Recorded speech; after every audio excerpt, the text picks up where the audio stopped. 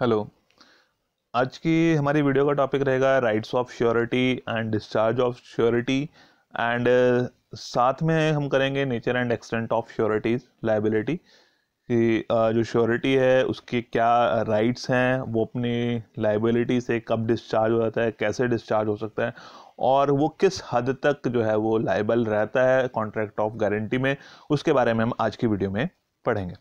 तो पहले हम जो है वो nature and extent of surety's liability की, उसकी जो लायबिलिटी की प्रकृति और सीमा, उसके बारे में देख लेते हैं कि किस प्रकृति की होती है। जो प्रतिभू है उसका उत्तरदायित्व, उसकी जो लायबिलिटी है वो किस प्रकृति और किस सीमा तक है, इसके बारे में जो है वो सेक्शन 128 में जो है वो डिफाइन किया गया है। तो देख लेते हैं क्या क्या चीज़ें हैं इसके अंदर बताई गई। तो पहला पॉइंट कह रहा है कि लायबिलिटी ऑफ श्योरिटी इज को एक्सटेंसिव। प्रतिभू का दायित्व मूल ऋणी के साथ सह विस्तृत होता है, मतलब कि जिस लिमिट तक जो है वो जो मेन मूल ऋणी यानी कि जो प्रिंसिपल डेटर है, जिस लिमिट तक उसकी लायबिलिटी बनती है उसी हद तक जो है वो श्योरिटी भी जो है वो लायबल रहेगा। जैसे हम वो एग्जांपल लेके चले हुए थे कि ए ने जो गारंटी दी है बी को कि वो जो है जो भी लोन सी ने लिया है उसकी वो गारंटी दे रहा है। तो लोन की गारंटी जो है वो ए ने दी है कि अगर सी ने जो है वो डिफॉल्ट किया तो उसकी जो भी अमाउंट है वो ए जो है वो बी को पे कर देगा। तो इन केस अगर सी ने पे नहीं किया है तो उसके ऊपर जो भी इंटरेस्ट बनेगा, क्या है कि जो भी इंटरेस्ट बनता है वो इंटरेस्ट की पेमेंट भी जो है वो लोन में ही जो है वो पे करनी पड़ेगी। सी की लायबिलिटी बनती है, तो अगर वो सी पे नहीं करता है तो ए की लायबिलिटी क्या है कि उसने जो है वो रीपेमेंट जो है सिर्फ और सिर्फ लोन की नहीं करनी है, बट उसको साथ में वो इंटरेस्ट की अमाउंट भी पे करनी पड़ेगी। So that is known as liability of surety is coextensive, सह विस्तृत है कि जितनी लायबिलिटी जो है वो उसकी बढ़ती चली जाएगी, जिसकी आपने गारंटी दी है उतनी लायबिलिटी आपकी भी बढ़ती चली जाएगी। Then liability of surety is secondary by nature. प्रतिभू का दायित्व जो है वो द्वितीय प्रकृति का होता है। ये आपको पहले ही बताया जा चुका है कि उसकी प्राइम लायबिलिटी नहीं है कि in case of default of C, की वही एग्जांपल लेके चलते हैं ए बी और सी का। सी जो है वो प्रिंसिपल डेटर है, बी जो है वो क्रेडिटर है एंड ए जो है वो श्योरिटी है, गारंटर है। तो इन केस की अगर सी डिफॉल्ट करता है तब जो है वो ए की लायबिलिटी होगी, बट अदरवाइज सी की लायबिलिटी है कि वो उसने जो है वो जो लोन लिया है वो उसकी रिपेमेंट करे।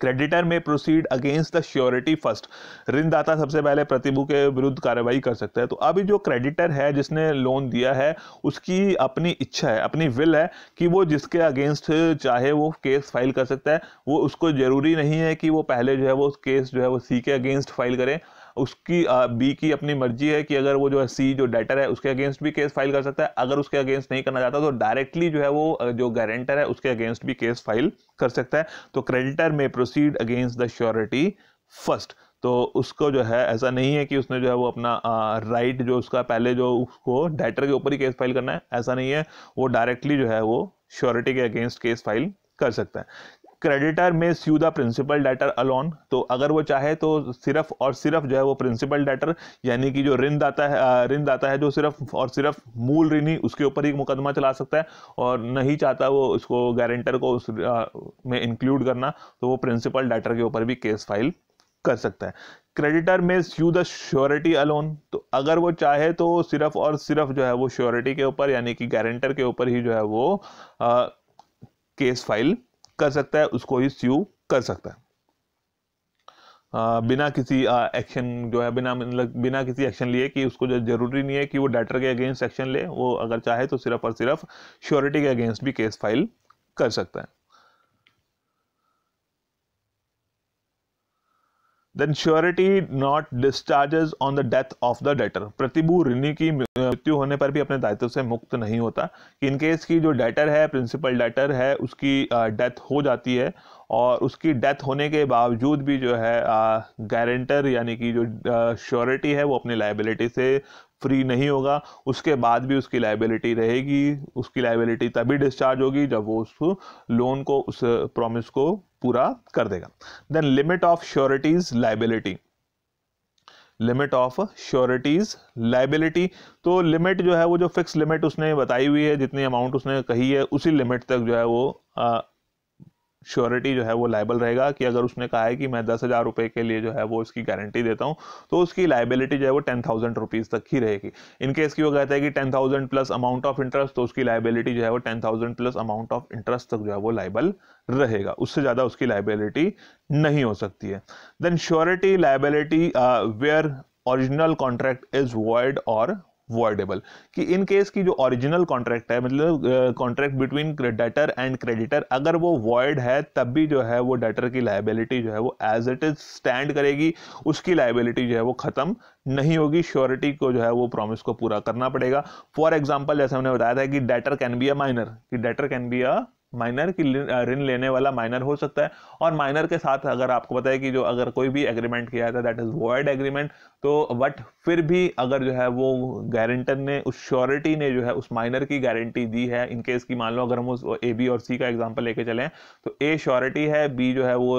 क्रेडिटर है, और सी जो है वो डेटर है जिसने लोन लिया हुआ है, and C is a minor, कि यहाँ पर हम बात करें कि वो जो सी है वो अगर माइनर है, तो इस ए बी और जो बी और सी के बीच में कॉन्ट्रैक्ट हुआ है, बी और सी के बीच में, तो उसको अगर हम जनरली देखते तो प्राइम कॉन्ट्रैक्ट जो है उनके बीच में जो एग्रीमेंट है दैट इज वॉइड एग्रीमेंट। तो बट फिर भी क्या है कि जो श्योरिटी है वो अपनी लायबिलिटी से डिस्चार्ज नहीं होगा, माइनर की उसने गारंटी दी है, तो श्योरिटी की गारंटी वहां पर एग्जिस्ट करेगी, surety liability will remain the same in if the original contract is void और वॉइडेबल, की अगर वो वॉइड है, वॉइडेबल है, वॉइडेबल इन केस की अगर उसकी कंसेंट जो है वो फ्री कंसेंट नहीं है किसी पार्टी की, उन दोनों में से, बट फिर भी जो है जो श्योरिटी है उसकी लायबिलिटी जो है वो स्टैंड करेगी, यानी कि उसको अपने प्रॉमिस को पूरा करना पड़ेगा। Liability of surety not dependent on possibility to realise debt, कि जो प्रतिभू है उसकी देनदारी इस बात पे निर्भर नहीं करती कि जो प्रिंसिपल डेटर है वो उस अमाउंट को वापस दे पाएगा या नहीं दे पाएगा, तो उसको तो अपने प्रॉमिस को पूरा करना पड़ेगा। यानी कि कहने का मतलब कि ए ने जो है वो बी को गारंटी दी थी कि सी अगर पे नहीं करेगा तो मैं पे कर दूंगा, तो अगर जो है वो ए ने जो है वो सी के लोन की सी ने पेमेंट नहीं की और ए ने जो है वो रीपेमेंट बी को कर दिया है, तो ए जो है ए के पास राइट है कि वो सी से रिकवर कर सकता है, बट अगर ए को लगता है कि उसकी रिकवरी पॉसिबल नहीं है, कि वो जो लोन उसने जो है वो सी का रीपे करना है वो उसकी रिकवरी सी से नहीं कर सकता, तो उस पॉइंट ऑफ व्यू से जो है वो बी को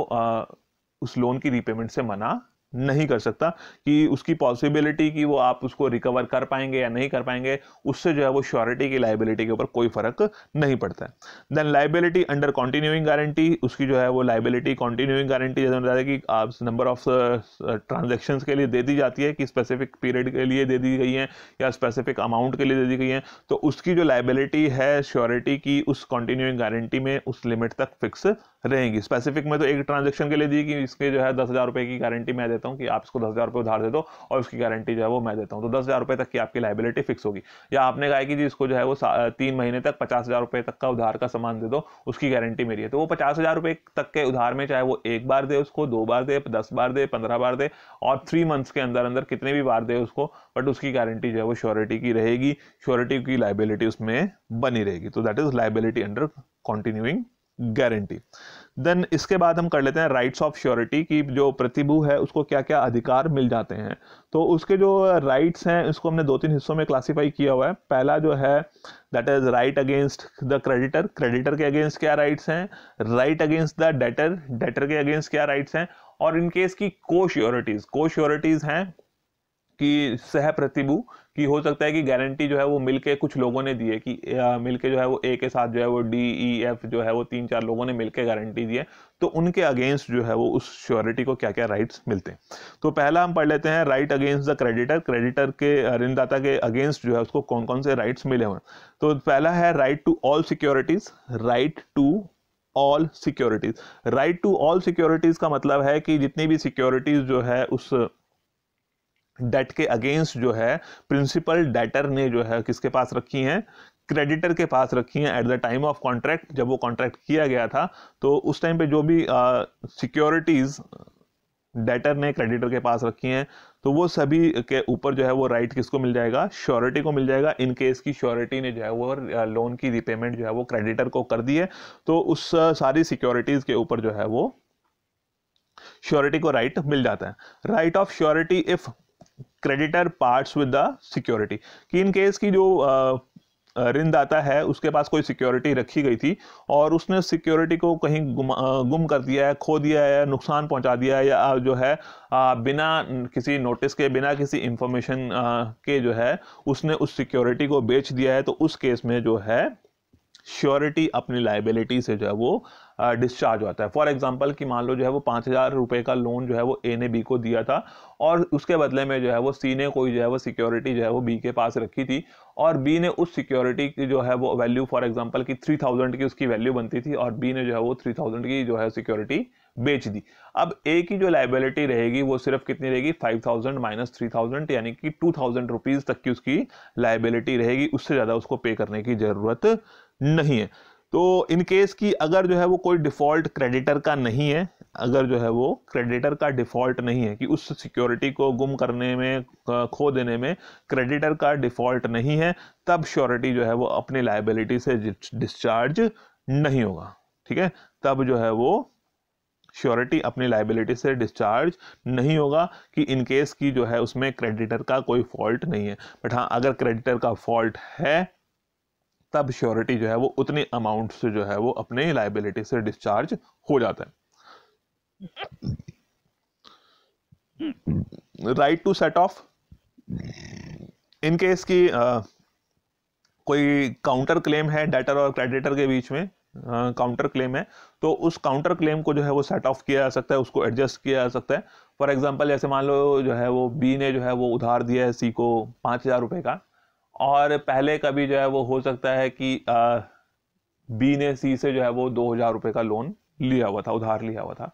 और ए ने जो है वो गारंटी दी हुई थी कि जो बी ने लोन 5,000 का सी को दिया था उसकी गारंटी दी हुई थी और सी ने जो है वो 5,000 का लोन रीपे नहीं किया। तो ए जो है वो जो उनके बीच में जो पहला जो 2,000 रुपए का लोन था जो उसकी सी ने बी को दिया हुआ था वो उसको एडजस्ट कर सकता है, यानी कि नेट जो उसकी लायबिलिटी बनती है 5,000 माइनस 2,000, 3,000 जो है वो उसको पे करने पड़ेंगे। तो राइट ऑफ सेट ऑफ कि इन केस की काउंटर क्लेम है डेटर और क्रेडिटर के बीच में, तो उस काउंटर क्लेम को वो सेट ऑफ कर सकता है।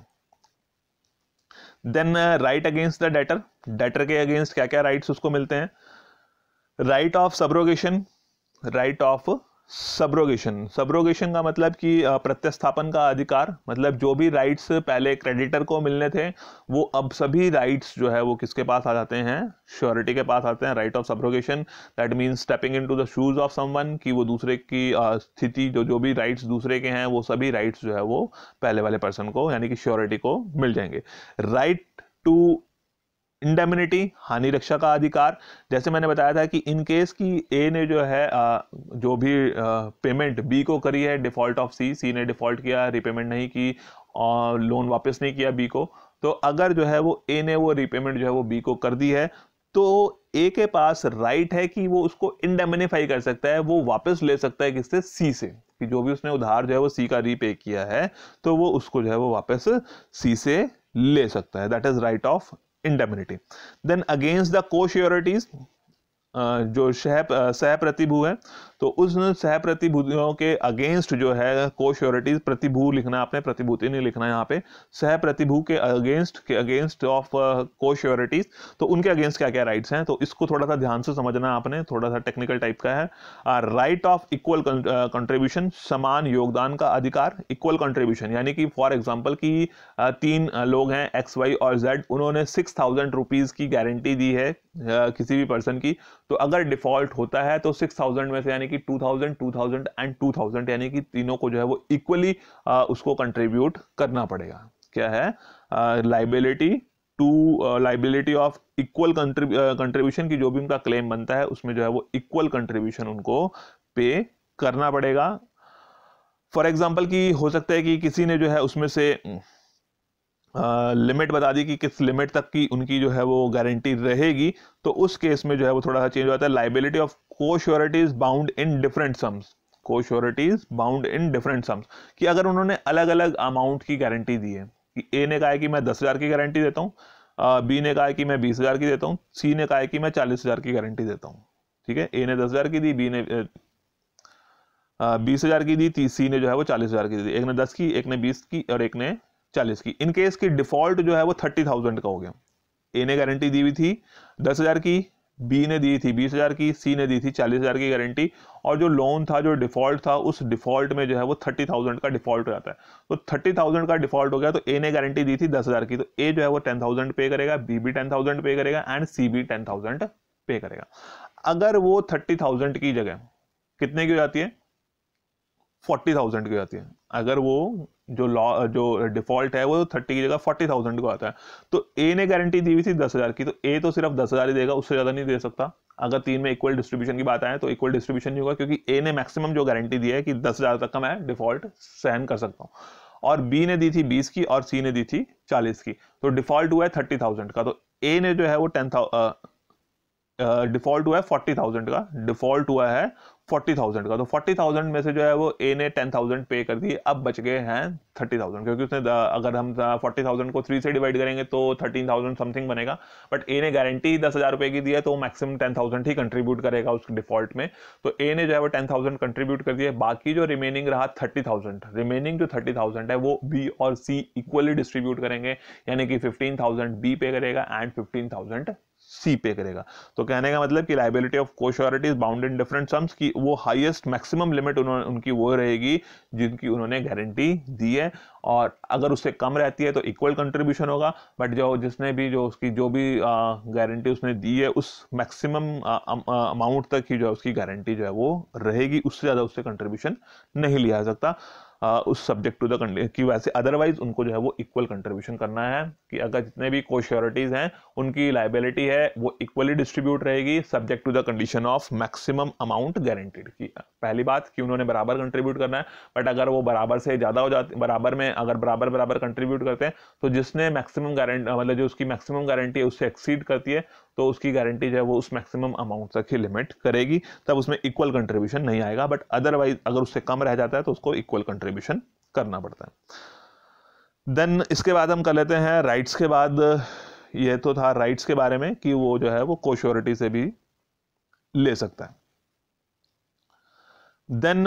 डिस्चार्ज ऑफ श्योरिटी, प्रतिभू के दायित्व की समाप्ति, कि वो जो गारंटर है, वो जो श्योरिटी है, वो अपने लायबिलिटी से कब डिस्चार्ज हो जाता है। तो इसमें 2-3 पॉइंट्स में इसको एक्सप्लेन किया गया है। पहला है by revocation of continuing guarantee, कि अगर कंटिन्यूइंग गारंटी है तो उसको कैसे वापस ले सकता है।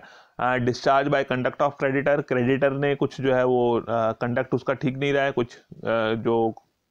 Terms and conditions he contract की उसके अगेंस्ट कुछ किया है, तब वो डिस्चार्ज हो सकता है, तो वो कुछ केसेस हैं। Then discharge by invalidation of creditor, कि क्रेडिटर ने जो है वो कुछ इनवैलिडेशन की है, कुछ ऐसी चीजें की हैं जिससे जो कॉन्ट्रैक्ट इनवैलिड हो गया, तो उसमें भी जो है वो श्योरिटी डिस्चार्ज हो जाता है। तो स्टार्ट कर लेते हैं by revocation of continuing guarantee, चालू प्रतिभू के खंडन द्वारा, कि जो चालू प्रतिभूति है, जो कंटिन्यूइंग गारंटी है, उसके खंडन द्वारा। तो चालू प्रतिभूति के बारे में आपको बताया मैंने, कंटिन्यूइंग गारंटी की, जिसमें जो है एक टाइम लिमिट के लिए एक सर्टेन अमाउंट की जो है वो गारंटी दे दी जाती है, तो उसमें नंबर ऑफ ट्रांजेक्शन जो है वो सीरीज ऑफ ट्रांजेक्शन ज्यादा भी हो सकती हैं, कि सिर्फ एक सिंगल ट्रांजेक्शन के लिए नहीं है, उसमें मल्टीपल ट्रांजेक्शन हो सकती हैं। तो उसमें पहला है बाय गिविंग नोटिस, कि उस कंटिन्यूइंग गारंटी को आप जो है वो बाय गिविंग नोटिस देकर जो है उसको खत्म कर सकते हैं। तो वो क्लियर एंड स्पेसिफिक नोटिस जो है आपको क्रेडिटर को देना पड़ेगा, बताना पड़ेगा कि आप इसके बाद जो है ये जो भी फ्यूचर ट्रांजैक्शंस हैं उसके लिए मेरी गारंटी नहीं है, वो उसको इन्फॉर्म करना पड़ेगा। क्लियर एंड स्पेसिफिक नोटिस जो है वो उसको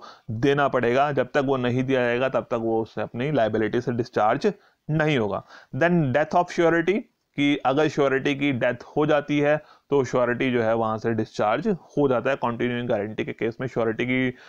लायबिलिटी जो है वो खत्म हो जाती है इन केस की उसकी डेथ हो जाती है। देन नोवेशन का मतलब नवीनीकरण, कि अगर आपने कोई पुराने कॉन्ट्रैक्ट की बदले में की जगह जो है वो कोई नया कॉन्ट्रैक्ट कर लिया है, तब वो पुराने कॉन्ट्रैक्ट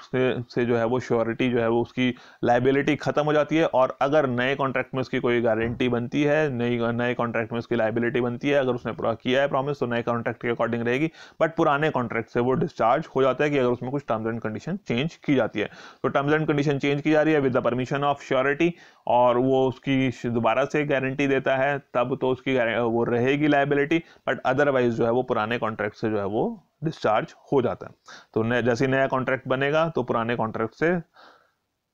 श्योरिटी की लाइबिलिटी खत्म हो जाती है। Then by the conduct of the creditor, कि ऋणदाता ने जो है, जो क्रेडिटर है, उसने कुछ ऐसा कुछ किया है जिसकी वजह से जो है वो कॉन्ट्रैक्ट डिस्चार्ज हो जाता है। तो पहला है bye variation in terms of contract, की जो मूल अनुबंध है उसकी शर्तों में कुछ परिवर्तन कर दिया, कि उसने जो है वो अपनी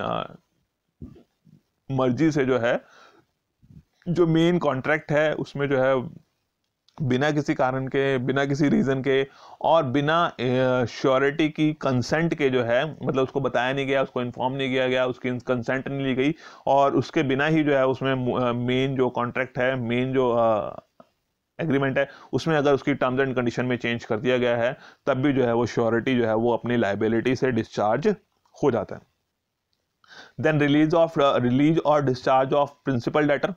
कि इन केस की जो क्रेडिटर है उसने प्रिंसिपल डेटर को ही जो है वो रिलीज कर दिया, कि जो है कोई बात नहीं, ठीक है, चलो मेरे को अब आपको जो है ये पेमेंट करने की जरूरत नहीं है। इन केस की ए ने गारंटी दी हुई थी बी को, सी की, कि अगर सी पे नहीं करेगा तो मैं कर दूंगा, और बी ने जो है वो सी को रिलीज कर दिया कि आपको पे करने की जरूरत नहीं है, तो ऑटोमेटिकली ए भी जो है, जो गारंटर है, वो भी जो है वो अपने उससे जो है वो लाइबिलिटी से डिस्चार्ज हो जाता है।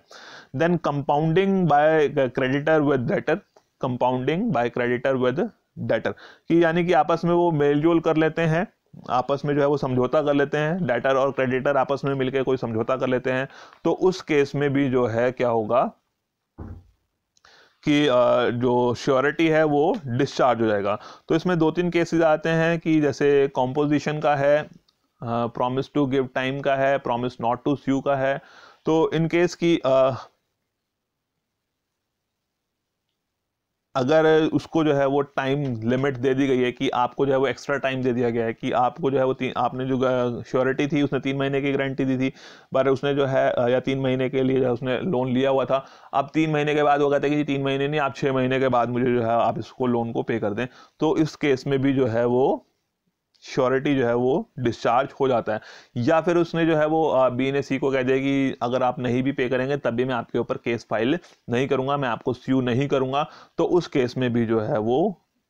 श्योरिटी अपनी लाइबिलिटी से डिस्चार्ज हो जाता है। इन केस की जो है, जो कॉम्पोजिशन की बात मैंने बताई थी, कि उसमें क्या है कि अगर जो है वो कहते हैं कि बी ने उधार दिया हुआ था सी को 10,000 रुपए का, बट बी उसको कहता है कि आप मुझे 5,000 रुपए दे दो और चलो आपका लोन खत्म हो जाएगा, तब भी उस केस में अगर सी ने 5,000 रुपए दे दिए तो जो है वो ए अपनी लाइबिलिटी से जो है वो डिस्चार्ज हो जाएगा। Then creditors act or omission impairing surety's eventual remedy, creditors act और omission impairing surety's eventual remedy, ऋणदाता के किसी कार्य या भूल से जिससे प्रतिभूति के अधिकार में कमी हो सकती है। हो सकता है कि जो उन्होंने कॉन्ट्रैक्ट ऑफ गारंटी किया है, उस कॉन्ट्रैक्ट ऑफ गारंटी में उन्होंने कोई टर्म्स एंड कंडीशन ऐसी रखी थी जिसमें जो है जो क्रेडिटर है उसकी कुछ लायबिलिटी, उसके जो है वो कुछ ड्यूटी बनती थी कि वो अपनी ड्यूटी को पूरा करे, और अगर वो क्रेडिटर अपनी उस ड्यूटी को पूरा नहीं करता है तो श्योरिटी की जो श्योरिटी है उसकी गारंटी जो है वो खत्म हो जाती है, यानी कि उसका जो है वो लायबिलिटी खत्म हो जाती है, वो अपनी लायबिलिटी से डिस्चार्ज हो जाता है। फॉर एग्जाम्पल कि ए ने जो है वो बी को श्योर किया कि आप जो है वो सी को काम पे रख लें, और चाहे वो इंटर्नशिप के लिए है, नौकरी के लिए, तो सी को आप काम पे रख लें, इसकी ईमानदारी की जो है, इसकी लॉयलिटी की, इसकी फेथफुलनेस की जो है वो मैं आपको एश्योर करता हूँ, गारंटी देता हूँ कि अगर इसकी वजह से कुछ भी आपको नुकसान होगा तो उसकी भरपाई मैं कर दूंगा, अगर इसने जो है वो कोई भी एम्बेजलमेंट, कोई नुकसान आपको पहुंचाया। अब बी ने क्या, और उसने कहा कि बी को कि आप जो है वो मंथली बेसिस पर जो है वो एटलीस्ट महीने में एक बार आपने फिर भी इसका चेक कर लेना, जो भी इसने ट्रांजेक्शंस किए हैं, जो भी ये काम कर रहा है उसको चेक कर लेना। तो बी की ड्यूटी थी कि वो महीने में एक बार उसको जो है वो चेक कर ले। अब बी ने जो है उसको चेक नहीं किया, मंथली बेसिस पर जो है उसको चेक नहीं किया, उसने कभी भी उसको चेक नहीं किया। अब चेक नहीं किया तो जो सी था उसने जो है वो एम्बेजलमेंट कर ली, जो है उसमें गड़बड़ी कर दी, अब अकाउंट्स में गड़बड़ी कर दी, जो है उसने एम्बेजलमेंट कर दी। अब उसके लिए जो है वो ए लायबल नहीं है, ए जो है वो अपने प्रॉमिस से जो है वो डिस्चार्ज हो जाएगा, अपनी लायबिलिटी से डिस्चार्ज हो जाएगा, क्योंकि जो ऋणदाता था, मतलब जिसको गारंटी दी गई थी, उसने जो है वो भूल कर दी, जो उसकी ड्यूटी बनती थी वो उसने जो है वो भूल कर दी। अगर वो चेक करता तो हो सकता है कि वो साथ ही साथ पकड़ा जाता और इतना ज्यादा नुकसान ना होता। तो इस केस में क्या है कि अगर ऋणदाता ने कोई कार्य भूल ऐसा की है जिससे प्रतिभूति के अधिकार में कमी होती है, तो श्योरिटी तब भी जो है वो अपने लायबिलिटी से डिस्चार्ज हो जाता है। देन लॉस ऑफ सिक्योरिटी, जमानत को खो देने पर, कि अगर जो उसको सिक्योरिटी दी गई थी उस सिक्योरिटी को जो है उसने खो दिया है, गुम कर दिया है कहीं पर, तो जिस अमाउंट की वो सिक्योरिटी थी, जैसे आपको पहले बताया था मैंने कि जितनी अमाउंट की वो सिक्योरिटी है उतनी अमाउंट से जो है वो श्योरिटी अपनी जो है वो लाइबिलिटी से डिस्चार्ज हो जाता है। फॉर एग्जांपल कि जो लोन था वो 5,000 रुपये का था और 3,000 रुपये की कोई सिक्योरिटी उसके पास रखी गई थी, और वो 3,000 रुपये की सिक्योरिटी जो है वो क्रेडिटर की वजह से जो है वो गुम हो गई, या उसने बेच दिया, गुम कर दी। तो अब क्या है कि 5,000 का लोन था, 3,000 रुपये की सिक्योरिटी उसने गुम कर दी, तो यानी कि नेट अमाउंट 2,000 रुपीज, जो 2,000 रुपये है, उसकी लाइबिलिटी जो है वो रहेगी, वो बाकी 3,000 की लाइबिलिटी से जो है वो डिस्चार्ज हो जाता है। Then discharge by invalidation of contract, अनुबंध की अवैधता द्वारा समाप्ति की जो है वो कॉन्ट्रैक्ट ही इनवैलिड हो जाता है, तब जो है वो तब भी श्योरिटी अपनी जो है वो लाइबिलिटी से डिस्चार्ज हो जाता है। इसमें क्या है, पहला आपका गारंटी ऑब्टेन्ड बाय मिसरिप्रेजेंटेशन, मिथ्या वर्णन द्वारा प्रतिभूति प्राप्त करने पर, कि जैसे मैंने बताया था कि जो कंसेंट है that must be free consent, तो उसकी कंसेंट फ्री होनी चाहिए। तो अगर श्योरिटी की जो कंसेंट है वो फ्री कंसेंट नहीं है, यानी कि मिसरिप्रेजेंटेशन, कुछ गलत इंफॉर्मेशन, उसको गलत फैक्ट्स बताकर जो है उसकी गारंटी ली गई है, तो वो गारंटी जो है वो इनवैलिड होगी, वो कॉन्ट्रैक्ट ऑफ गारंटी भी जो है वो invalid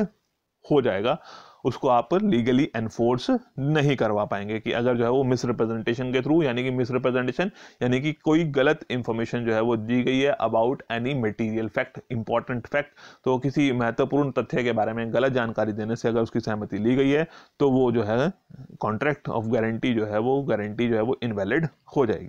then guarantee obtain by concealment, की हो सकता है कि आपने कोई गलत इंफॉर्मेशन नहीं बताई है, बट आपने जो है वो कोई इंपॉर्टेंट इंफॉर्मेशन जो है वो छुपा ली है, तो अगर वो इंपॉर्टेंट इंफॉर्मेशन उसमें से कंसील कर ली गई है, छुपा ली गई है, तब भी जो है वो श्योरिटी अपनी जो लाइबिलिटी से डिस्चार्ज हो जाता है। देन फेलियर ऑफ को श्योरिटीज टू ज्वाइन, सह प्रतिभू के शामिल होने की शर्त पर। फेलियर ऑफ को श्योरिटीज टू ज्वाइन, ये पॉइंट आपको ऐसे सिंपल पढ़ने से क्लियर नहीं हो रहा है, तो इसका मतलब है को श्योरिटी टू ज्वाइन कि फॉर एग्जांपल ए ने जो है वो बी को कहा है कि सी अगर डिफॉल्ट करेगा तो मैं उसकी गारंटी देने के लिए तैयार हूं, ए उसकी गारंटी लेने के लिए तैयार है, बट ए ने बी के सामने शर्त रख दी कि अगर मैं गारंटी देने के लिए तैयार हूं, बट अगर मेरे साथ जो है वो डी भी जो है वो गारंटी दे, को श्योरिटी दे। को श्योरिटी का मतलब कि ए जो है वो गारंटी के लिए तैयार है, बट वो चाहता है कि डी भी जो है उसके साथ गारंटी दे, तभी वो गारंटी देने के लिए तैयार है। बट अगर डी जो है वो गारंटी देने से मना कर देता है, तो उस केस में भी ए जो है वो अपनी लाइबिलिटी से डिस्चार्ज हो जाता है, क्योंकि जो है वो डी ने गारंटी नहीं दी थी। तो उसने जो कंडीशन लगाई थी कि अगर डी साथ में गारंटी देगा तभी मैं गारंटी दूंगा, बट अगर डी जो है वो ज्वाइन करने से मना कर देता है, उस कॉन्ट्रैक्ट ऑफ गारंटी में एंटर होने से मना कर देता है, तब उस केस में भी जो है वो श्योरिटी जो ए था वो अपने जो है वो लाइबिलिटी से डिस्चार्ज हो जाएगा। तो यह था आपके इस वीडियो में जो मैंने आपको बता दिया कि different rights of surety and discharge of surety and the nature and extent of the liability of the surety. तो आज की वीडियो में इतना ही है। Okay, thank you.